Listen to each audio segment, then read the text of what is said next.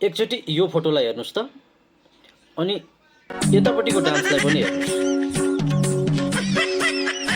यो भिडियो कुनै पनि एआईबाट बनाइएको होइन, टिकटकमै रहेको एआई फिल्टरलाई प्रयोग गरेर बनाइएको हो।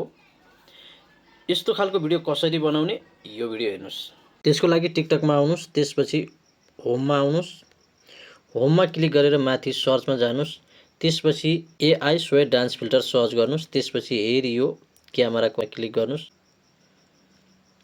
त्यसपछि हेरी यहाँ यस्तो फोटो आउँछ, यो फोटोलाई यसरी क्लिक गर्नुस्, त्यसपछि हेरी यो प्लस अप्सनमा क्लिक गर्नुस् र तपाईको कुनै एउटा फोटोलाई तपाईले छान्नुस्। जस्तो हो यसरी यस्तो फोटो आउँछ। अब यो फोटोलाई तपाईले यहाँनिर जेनेरेट गरिराखेको छ यसले। अब हेर्नुस् है त यो फोटो कस्तो बन्छ म तपाईलाई देखाउने छु। भिडियो क्रिएट हुन चाहिँ अलिकति समय लाग्छ, कम्तीमा 2-4 मिनेट चाहिँ लाग्छ। यो बनिसकेको छ, हेर्नुस् त भिडियो कस्तो बन्यो। यसरी बनाउन सक्नुहुन्छ।